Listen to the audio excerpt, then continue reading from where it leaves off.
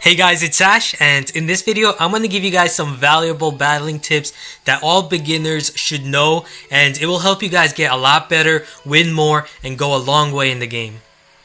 So let's first talk about how to win a battle. To win a battle, you must either destroy your opponent's King's Tower, which will grant you an instant 3-crown victory, or destroy one more tower than your opponent within the given time of the battle.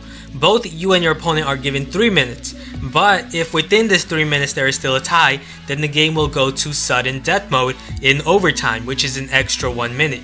And within this overtime period, the first player to knock down any of their opponent's towers will be claimed the victor.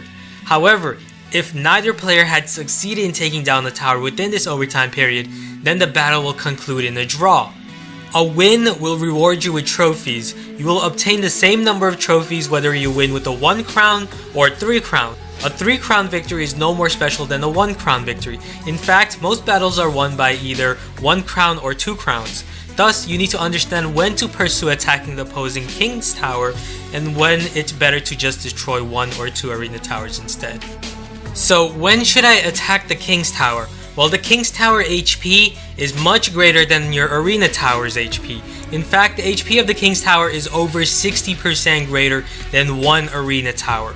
So it's usually much safer to win by either destroying 1 or 2 arena towers instead, and by playing good defense to prevent your opponent from destroying 2 of your arena towers. The king is in sleep mode when the battle begins, which means that he will not assist you on defense with his cannon as long as he is sleeping. In order for the king to wake up, one of the following must happen. One of the arena towers must be destroyed, or the king's tower would have to be attacked. If both the arena towers are still up and the king's tower is damaged, then that will awaken the king. So this is very important. You should avoid attacking the King's Tower if you have not destroyed an arena tower, as this will awaken your opponent's king on defense, and he will start firing at your troops with his cannon. Thus, make sure when you're dropping area damage cards such as Fireball or arrows, avoid touching the King's Tower. Inflicting damage onto the King's Tower before taking out an arena tower is one of the biggest mistakes new players make, and this makes a very big difference in battles. Now, after you have destroyed an arena tower, you must decide whether to destroy the second tower or destroy the King's Tower. Most of the time, it's better to attack the second tower as it has significantly less HP than the King's Tower and is also closer in distance. Usually, the only time you should pursue attacking the King's Tower instead of the second arena tower is if the King's Tower is at a low HP. Or if your opponent is in the lead by destroying 2 of your towers and you are low on time, then you need to make that quick decision of whether to go for the win by destroying the King's Tower or play it safe and go for the second arena to end the battle in draw or force overtime. Now, the secret to winning every battle is to efficiently use your elixir. Every card has an elixir cost value. To be in an advantage, your goal is to counter your opponent by using cards or combination of cards with a lower elixir cost than what is played by your opponent. For example, if your opponent sends out the Knight, which is 3 elixir, and Archers, which is also 3 elixir, then together that's a total of 6 elixir. Then if you use your Fireball, which is a 4 elixir card, to take both of these troops out at once, then this is a rewarding move because you spent a 4 elixir card to take out a 6 elixir combo. Thus, you will be placed in a 2 elixir lead. The greater you are in the elixir race, the greater chance you have of winning, as you will begin to create stronger combinations. And so, you should always use elixir efficiently. Now, one very important thing is that you should not waste elixir. Your elixir bar is always loading more elixir every second, but it will cap out when it reaches 10. This is very important because when it reaches 10, your elixir bar will not generate any more elixir. Thus, you should always keep your elixir bar loading and avoid allowing it to hit 10.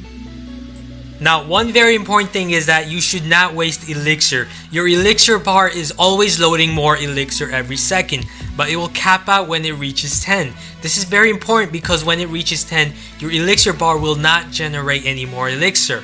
Thus, you should always keep your elixir bar loading and avoid allowing it to hit 10.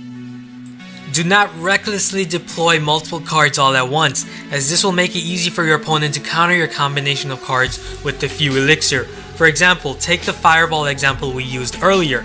If you deploy your knight, barbarians, and spear goblins all at once, then you have spent all of your 10 elixir. However, your opponent can simply deploy a single fireball, which is only 4 elixir, and all your troops will quickly vanish, which will place you in a 6 elixir deficit and also render you helpless against any attack your opponent can form with his 6 elixir lead. Thus, it is very important to start slow, make good trade-offs with elixir, and counter with a good elixir lead. Sometimes it's a better idea to allow your opponent to deal a small amount of damage to your towers and in return take the elixir lead. For example, say your bar is at 5 elixir and your opponent sends out spear goblins onto one of your towers and you only have the barbarian or arrow card to counter. However, in this case, it is better to not use either card to counter the spear goblins.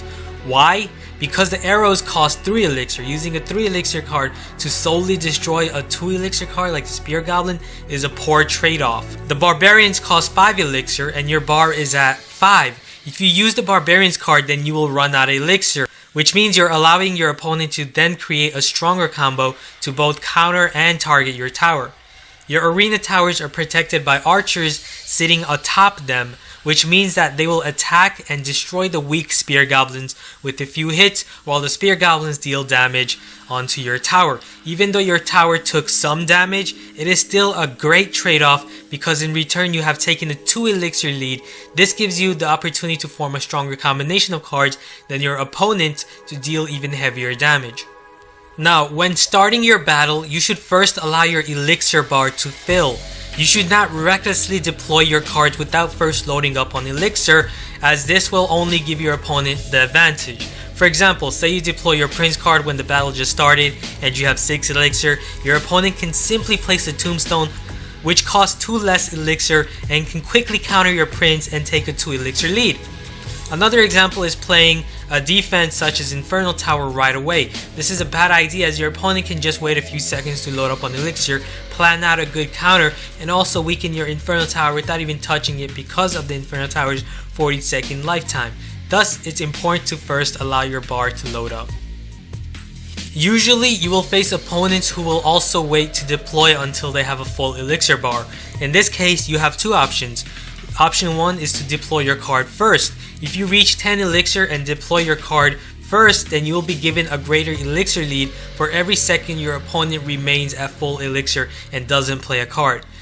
Option 2 is to deploy your card after your opponent has, and if you reach 10 elixir and decide to wait and deploy your card right after your opponent to play a better counter, then that will give your opponent an extra 1 elixir lead.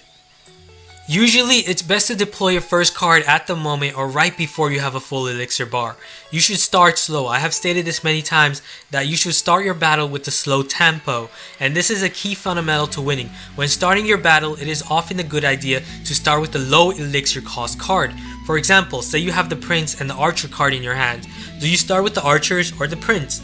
Well, it's often better to start with the archers due to their significantly less elixir cost. 3 elixir compared to the prince's 5 elixir. Why is this important? This is very important as starting with a high elixir costing card is often dangerous. If your opponent simply places a tombstone card, which is 3 elixir cost, then you are quickly losing the elixir race by 2. While playing a low elixir card such as the archer comes with less risk and will also allow you to scout your opponent's first move without having to waste too much elixir. If your opponent decides to send out his giant and musketeer at the same time, then you are prepared to make a good counter with the 7 remaining elixir. While if you have deployed your prince, then the giant plus musketeer combination will quickly take out your prince. A good idea for loading up on elixir to create a stronger combination of cards is to deploy your troop card at the very end of the battlefield behind your towers. As your troop takes a long time to travel to the other side, it will allow you to load up on greater elixir. Thus, if you wish to create a deadly combination such as the giant with the musketeer and witch, then this requires 14 elixir to do so. To accomplish this, you can place your giant at the far end behind your towers, and by the time he travels to the crossing bridge, you will have an additional 9 elixir to complete your combination. Now, which arena tower should I attack first? Well, when starting your battle, you may choose to attack either of your opponent's arena towers first. However, if your opponent chooses to attack first, then you should prepare a counter to his threat to protect your tower rather than ignore the threat and attack the other tower. For example, if your opponent sends out archers against your left arena tower, ignoring the archers and going for the right arena tower with your prince card is a bad idea because the archers will deal significant damage to your left arena tower, while there is no guarantee that your prince will make it to the arena tower, as your opponent can simply place a tombstone or skeleton army to stomp your prince. And so ignoring the threat and making a reckless play like that can cost you the battle right from turn 1. You should focus on destroying one arena at a time. A big mistake I see new players make often is that they keep switching towers. You should focus on destroying the tower with the lowest HP first, and then move on to attacking the second tower while also playing defense if you're in the lead to let the clock run out. Now, if you're losing from the start, then you can still win. You should try to shift the momentum of the battle towards the direction of your healthiest arena tower. For example, say that your left arena tower has 1000 HP and your right arena tower has 2000, and both your opponent's arena towers are at full health. In this scenario, your opponent will try to constantly target your left arena tower since it is obviously weakened. However, it is still very possible for you to win even if you're trailing. What you should do to make a comeback is to try to force your opponent to attack your right arena tower rather than your weakened left arena tower. In order to do this, you should load up on elixir, play a little defense on your left arena tower. Remember, arena towers have archers atop them to assist you on defense, so take advantage of that, and then make the first move in attacking your opponent's right arena tower with a good combo, such as a giant with musketeer behind. This will make it difficult for your opponent to ignore the big threat and will have him shift his offense to protect his arena tower. With his offense shifted towards the right side, you can now focus on repeatedly placing pressure towards this side, preventing your opponent from spending elixir to target your left side. This strategy will allow you to even the playing field while going for a 1 crown victory. The most powerful attacks are attacks that are played in combinations. For example, a card such as the Giant is not much of a threat alone as he is a very slow troop. However, when combined with the ranged attackers such as the Archer or Musketeer card, it becomes a much bigger task to stop this threat. A Giant alone can be taken down by a 3 elixir minion card quite easily, but with the assistance of archers behind him, the minions will not be able to take down the Giant as he makes his way towards your opponent's tower. Thus, you should constantly try to load up on elixir and also win elixir trade-offs and attack in combinations. So hope you guys learned a lot and liked this video. If you did, be sure to give this video a thumbs up and also subscribe if you haven't. I'm going to have a lot more of these Clash Royale guides. So thanks for watching. I'll see you guys again soon. Later.